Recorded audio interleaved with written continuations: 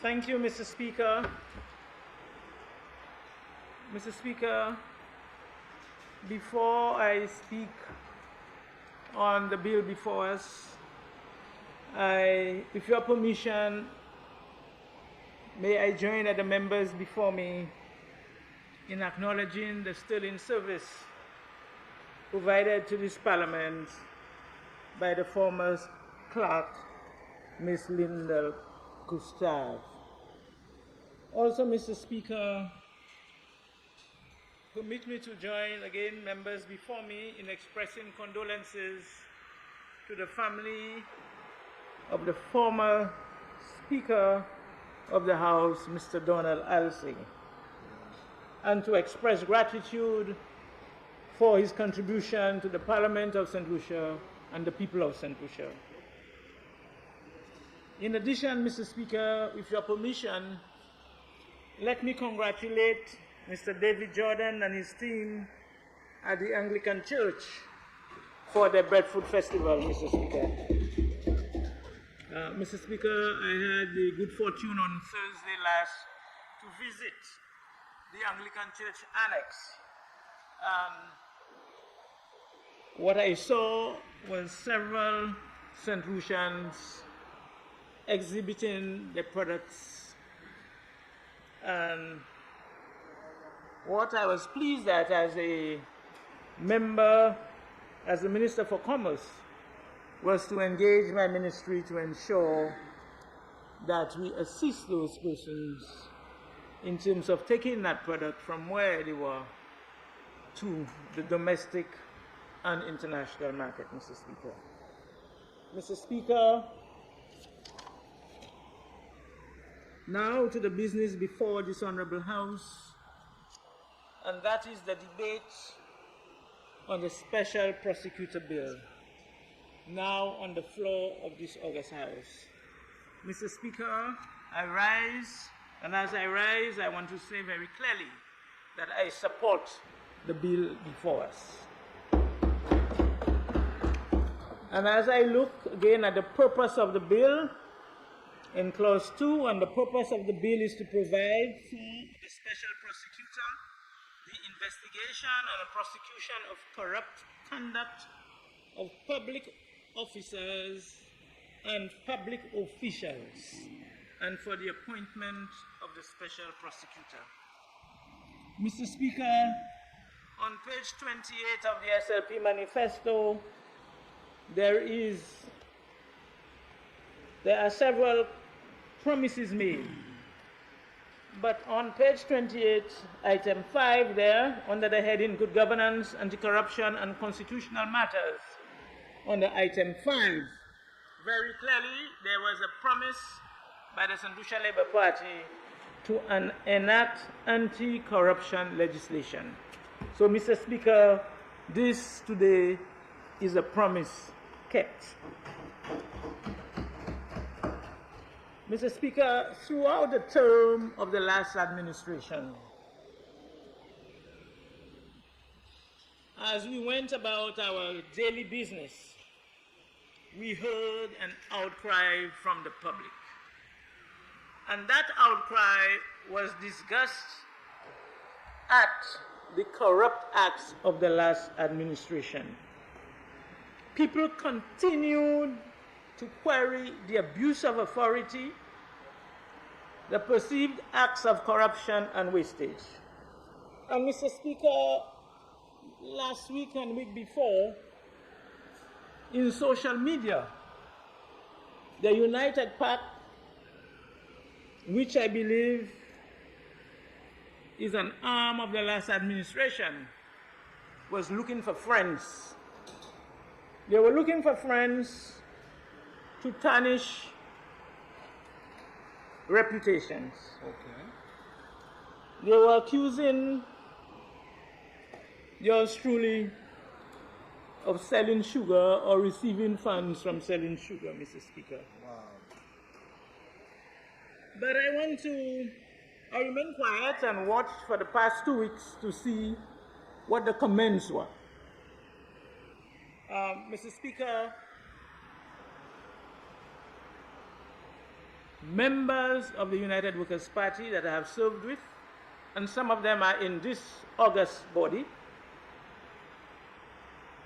members of the public, and the persons that I have served with throughout St. Lucia understands who Emma Hippolyte is and knows of the DNA of this lady standing here. Yeah. And one of this DNA is anti-corruption. All my life, I have served at the bank with the member for Sozel Saltibus. I have served at the National Insurance, where the checks were bigger and had all the zeros. I have served as the Director of Audit of this honorable for this country. I have served internationally.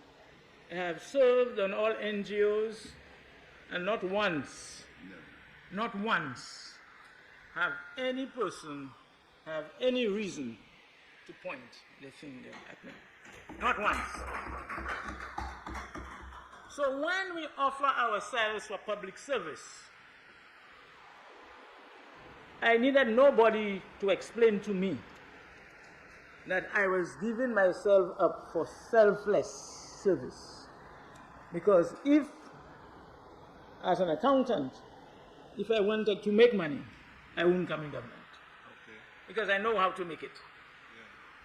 Yeah. I've gone throughout the world. I've seen salaries. I've been offered proposals. So, I was very disappointed at United Park trying to tarnish the reputation of persons. Within this country, we must realize where we are, where we were, and where we ought to be going. We need to do so. And tarnishing other person's reputation should not be one of them. So with these few words, and remember, I've used this august body to make my statement. I don't go on public media and so on. I have been elected to serve in this honorable house, and I have been elected by the people of Soufrière Fauchejak to serve them. And I will do so without fear or favor. And I'm standing here to say I support this bill in its entirety, and let the chip fall where it falls. I support the Honorable Prime Minister and our members of the executive to say that we need to take a turn. We need to take a stand in this country. Too long, Mr. Speaker, we hear of accusations. And today I'm not even going to articulate them. I think other members are going to do so. But I don't have to remind the members of the public of the numerous accusations of corruptions, wastage, and excess cost. This has cost our country significantly. So today, the discussion on this special prosecutor bill is the beginning of a new direction for us as a people. And I'm pleased that I'm part of this august body that is going to pass this piece of legislation. So, Mr. Speaker, the rampant act of corruption and abuse has cost this country dearly. All of us, when we took public office, took a public oath, and that oath was to serve our people and our country. We did not take an oath to serve ourselves.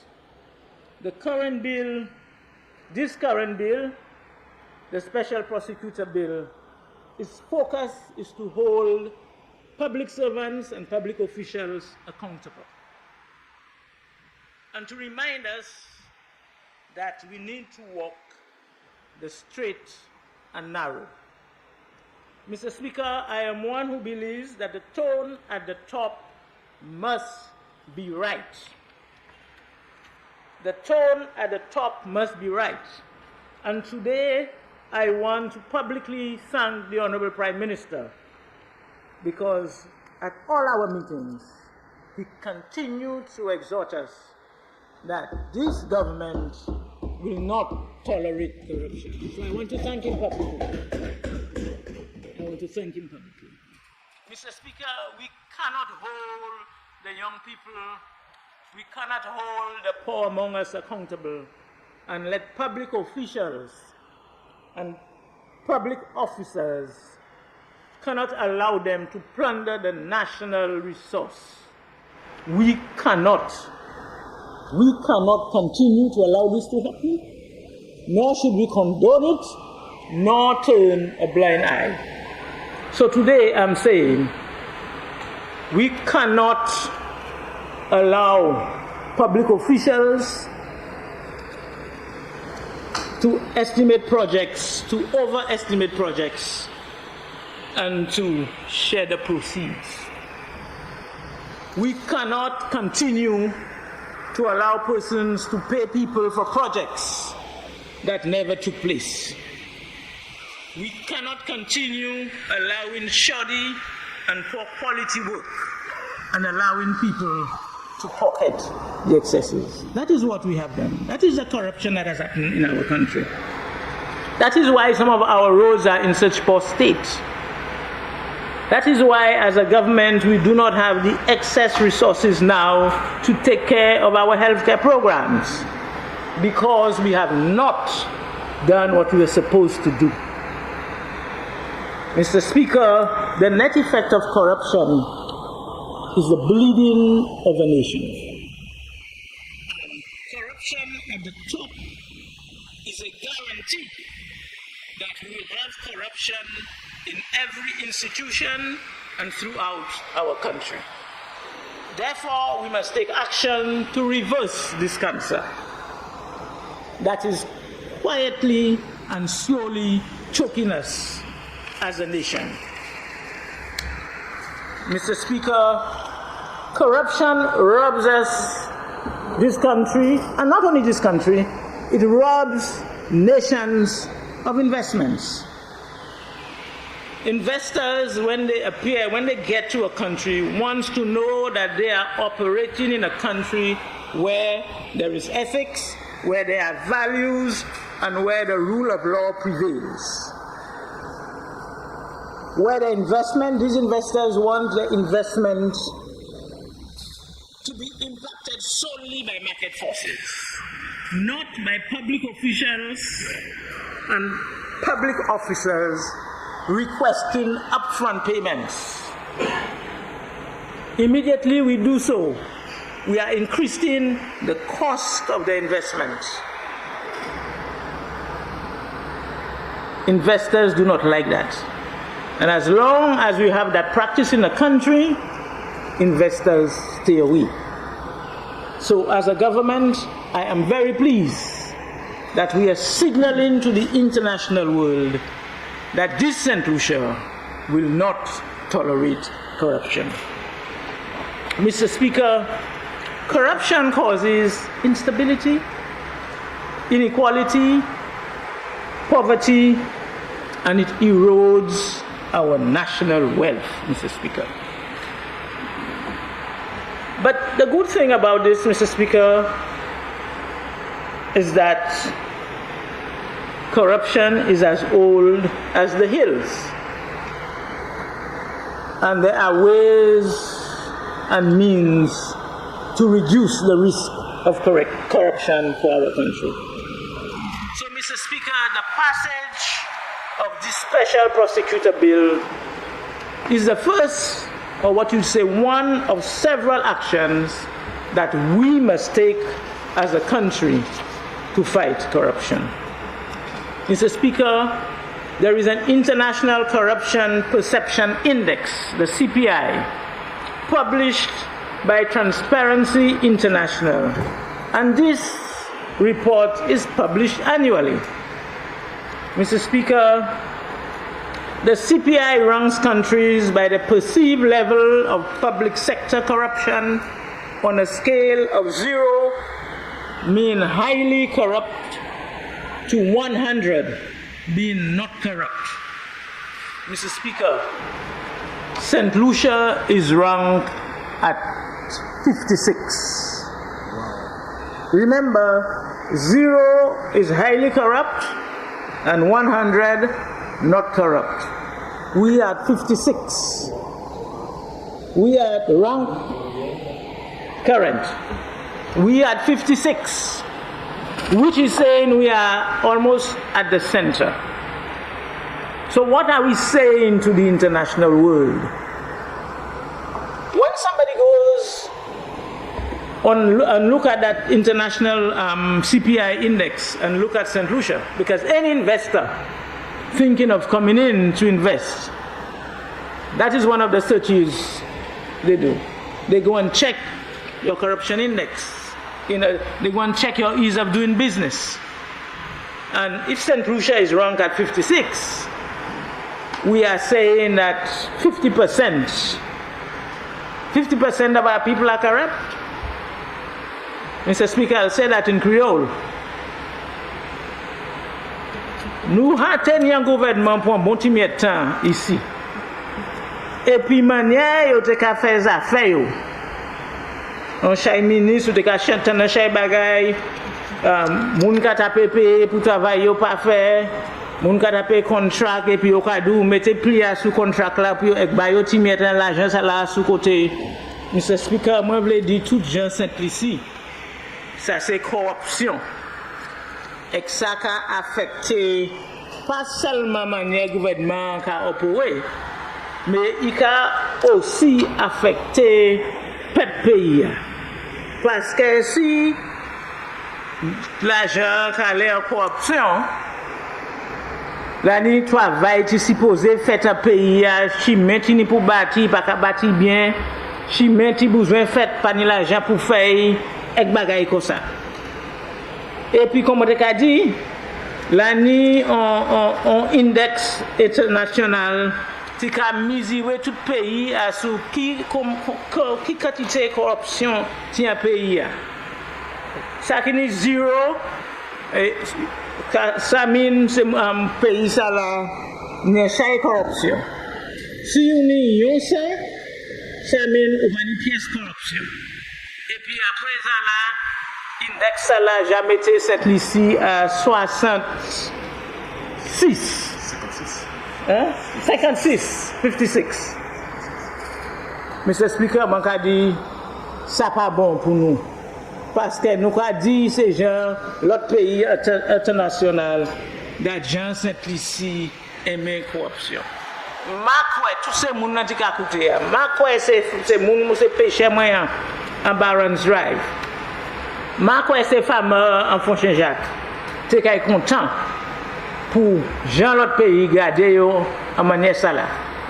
Alors moi je voulais dire, oui merci Premier ministre là pour aujourd'hui pour garder pour voir ça nous mettre en place là pour mettre weg pour servants civils et puis ces politiciens pour nous ça agir primaire pour nous ça taper pour nous manager qu'on nous en pays primaire parce que nous can manager qu'on nous.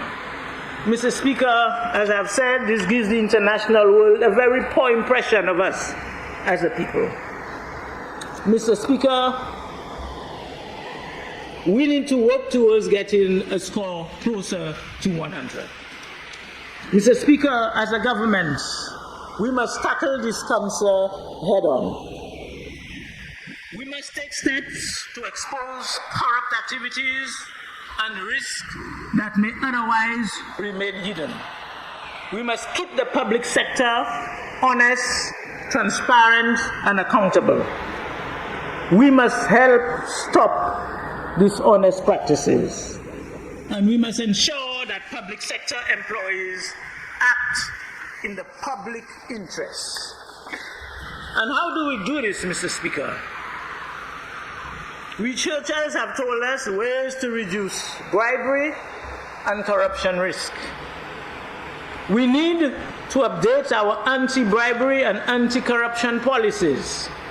So in addition to this piece of legislation, which is the first step, we need to update, and that is looking at our financial rules, that is looking at the through the Ministry of the Public Service to review the rules and regulations within the public service and to focus this culture within the service. This would require for us, Mr. Speaker, significant training within the public service. Civil servants need to understand what is acceptable and what is not acceptable. They need to know what is acceptable. They need to know what is not acceptable. And they need to understand their role in fighting corruption. And in order for them to understand that, we need to train them. Mr. Speaker, we need to create an anti-bribery culture. And that has to be clear and consistent. And that message must start from the top. That message must start from the top. And after we present that message, we then have to practice it. It is not enough for us to say it.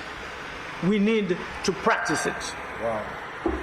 Because if within the Cabinet of Ministers we pass this legislation, we speak here today, and tomorrow we go back and do everything that is not in this, then we will not fight corruption. That's right. All of us know of the cancer on the ground. Everybody wants a contract. And they want a contract without doing the work. Or there is a contract and the quality of work is not. Everybody's looking for a shortcut. Yeah. It is a cancer that is slowly eating up our economy and our people. That's right. There is significant work that we must do. Significant work at all levels. Yeah. Not only within the public service, but the public must start understanding what an act of corruption is. The children at our school level must start understanding. We need to start teaching them ethics, values. We need to teach our children ethics. They need to understand it, because we don't go silent and then somebody's at 20, we start changing that DNA. We need to tackle this cancer at every level of our society. We need to do that. They need to do that.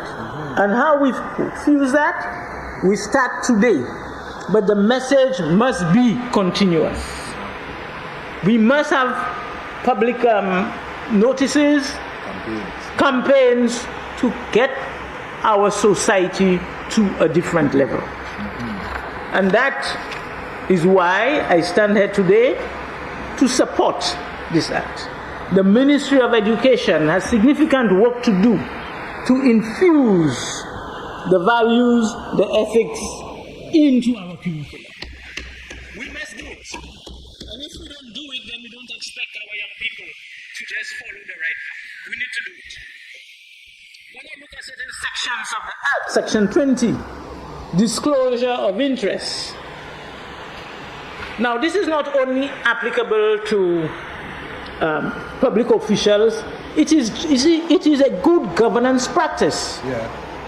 And all the persons we have sitting on boards, whether it is private sector or public sector, if you are sitting on a board and there is an issue being discussed, and that issue, you have an interest in that issue, directly or indirectly, you need to publicly say that at the meeting and get yourself out of the meeting so that a decision is taken. That is from private and public. Because I don't want us to think that this corruption act that we're doing there, this one is specifically to the public service. But there is a wider societal problem that we have to address. I am saying so because I get a request every day when people walk into my constituency office. The things they ask you to do, and you have to question them to say, are you asking me to do so, and so?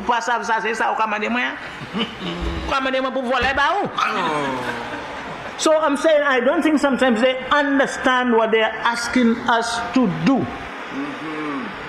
They are asking us to turn a blind eye. Mais dernière fois, dernier gouvernement fait, ce que maintenant on passe à faire. That's right. And it is fundamental, Mr. Speaker, that public education, that public discourse is continued from after the passage of this act. It has to be continuous. And today my eyes are on the two members opposite. My eyes are on the two members opposite. Yeah. Because this is a historic moment for us. And as leaders, we need to change course. Yeah. So I'm asking you to join me first to change course today. Yes. That is why I'm not even articulating what has happened. Change course today. That's right. Because unless we change course, that boat is going to sink. That's right. Mr. Speaker, Section 26 of the Act, Protection of Persons Making Complaints. I think this is extremely important because in order for us to end the corruption, we need to have protection for the persons who are willing to share the information that they have with us. Not only do we need the protection, but we need a system. So the member for Babono, who is the Minister for the Public Service, needs to ensure that a whistleblower's policy and system is implemented at the same time that we are passing this act.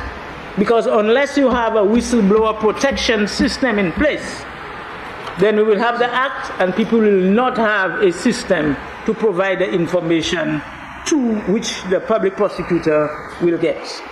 Mr. Speaker, the other office that is not mentioned here that I believe that this bill is going to impact is the Office of the Director of Audit. Most of us, and I think I had a private conversation with the Attorney General, but the Director of Audit has a significant role to play in the performance of independent audits of all government, central government, and all government institutions. Now I know that the Director of Audit, that office seems to have gone comatose. So I'm really hoping that with this piece of legislation, and that office is an independent office. So they do not report to the Prime Minister. It is or the Minister of Finance. They are receiving finance from the budget, but the Office of the Director of Office is another constitutional post. And whoever is sitting in that office now must understand his or her role in terms of fighting corruption and providing independent audit reports. The process is that the Director of Audit is going to perform these audits, and they're going to be tabled in this honorable house, and then it is passed on to the committee, a special committee of this place, and then we take it from there. So with the appointment of a special prosecutor, my eyes will be on the Office of the Director of Audit.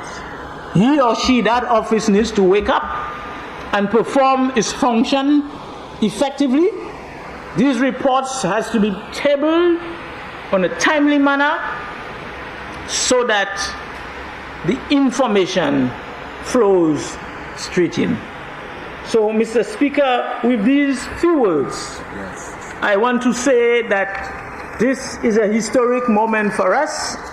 I am pleased to support this bill that is before us, and I want again to exhort all members to support it. I support it, and I believe that we are in the right direction. May God guide us. I thank you.